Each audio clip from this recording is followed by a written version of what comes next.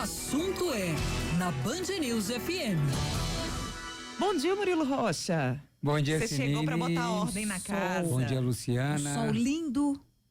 Bom dia. Ouvinte da Band News. Sol tá bonito, um dia bonito, quente, né? Tá bem quente abafada, hoje. Tá escutando a Cris agora, né? A Cris canta afinadinha, né? Tava escutando ela aí, ó.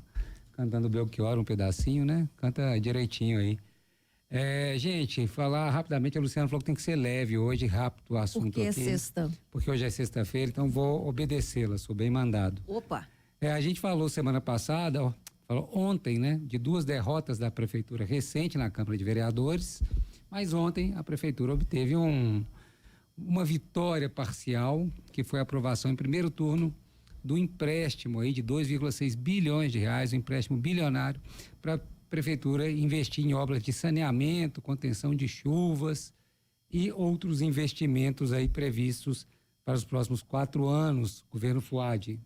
A gente falou que tinha sofrido 2 derrotas, que era a questão da isenção do imposto do ônibus, que foi, né? A prefeitura tentou passar, não conseguiu, mas agora passou aí essa questão desse empréstimo bilionário. A minha impressão, Sininho, Luciano e ouvinte, é que a prefeitura está negociando, jogo a jogo, projeto a projeto, né? Desde que eu falo logicamente desde a reeleição do Fuad, né? Alguns projetos ela tem perdido aí, e acho que ela até sabia que ia perder a votação em alguns projetos, mas outros considerados prioritários, por exemplo, reforma administrativa e a questão agora desse empréstimo importantíssimo para a prefeitura, ela conseguiu votação em primeiro turno, né?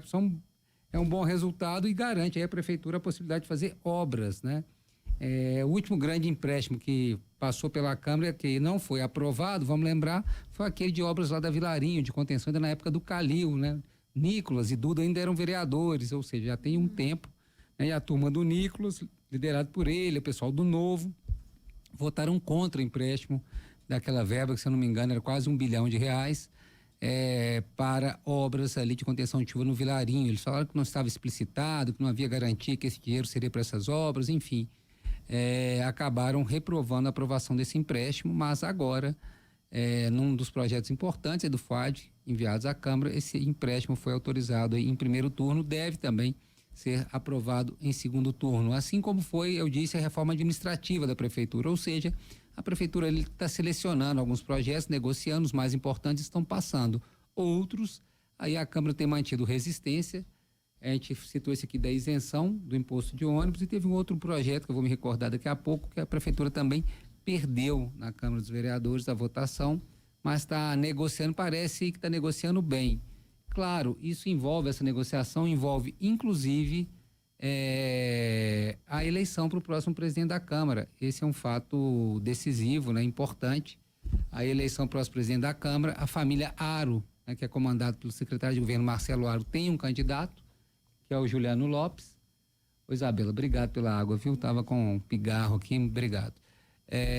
Da família Lopes, do Juliano Lopes, da família Aro, ele é um nome que o pessoal está defendendo para ser o próximo presidente da Câmara, e essas negociações desses projetos da prefeitura passam por isso, logicamente, por um apoio ou por não lançar um candidato para fazer frente, né? O Fuad já disse que não iria interferir nessa eleição na Câmara, mas a gente sabe que nos bastidores, claro, há sempre aquela movimentação, né? Mas até então, né, parece que é um candidato único, não vai ser candidato único, mas até então o único nome aí que tem se falado é o de Juliano Lopes, que foi vice, que havia promessa de ser presidente da Câmara, na época do Gabriel Azevedo, eles iam dividir o mandato ali, cada um ficaria 1 ano, mas isso não ocorreu, né? O Gabriel e ele brigaram e o Gabriel não passou o poder para ele como combinado, então os vereadores mais antigos, né, que estão do mandato anterior e vão passar para o próximo, eles entendem que o próximo presidente deveria ser o vereador Juliano Lopes, que é esse vereador aí da família Aro, né? Marcelo Aro exerce muita influência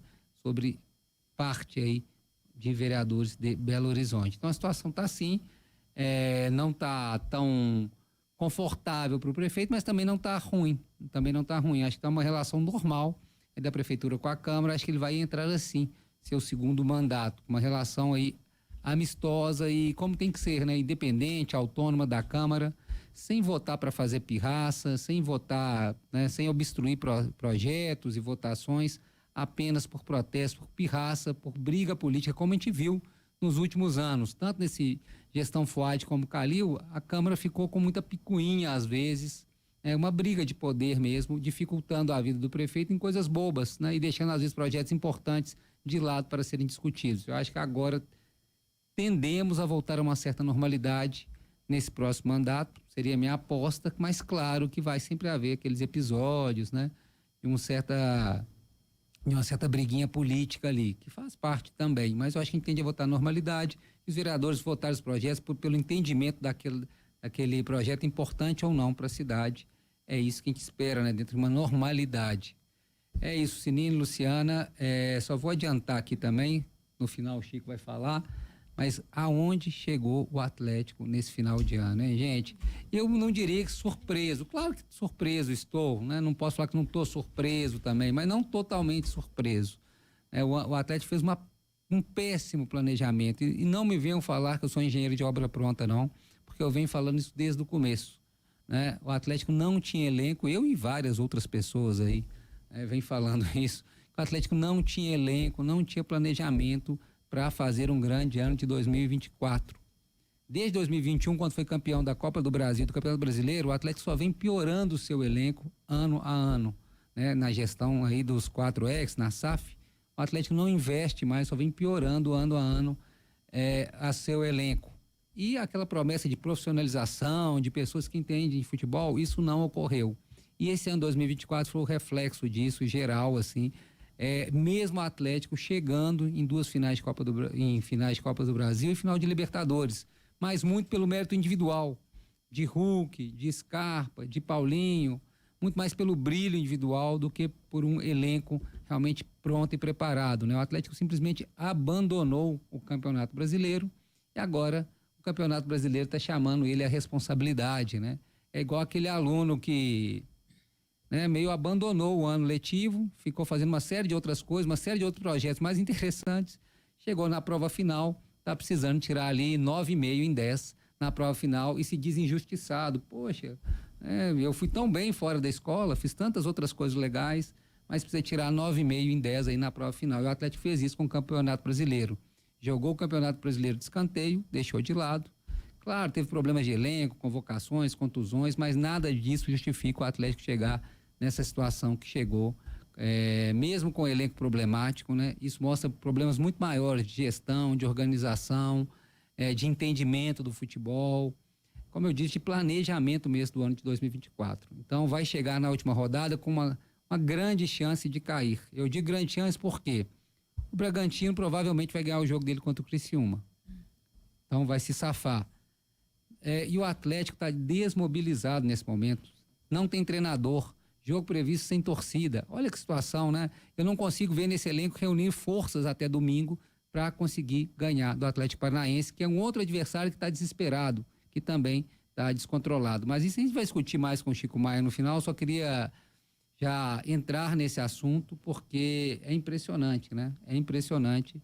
É um time que estava perto da glória eterna, passamos do lado da glória eterna, agora estamos prestes aí à humilhação eterna também, caso seja rebaixado no fim dessa jornada aí de 2024. Que situação, hein? Quem esperava por isso? A gente até temia em razão desse planejamento, desse elenco, do que está acontecendo internamente no Atlético, né? São tantas irregularidades, tantas arbitrariedades, né? Apaga muro de torcedor, uma série de coisas assim pequenas, né? Coisas mesquinhas que mostram um certo amadorismo nessa gestão do clube, né? Que era para ser profissional. Então vamos torcer para não acontecer o pior cenário possível, mas também estejamos preparados, porque as previsões e projeções não são boas. É isso, Sinine, Luciana.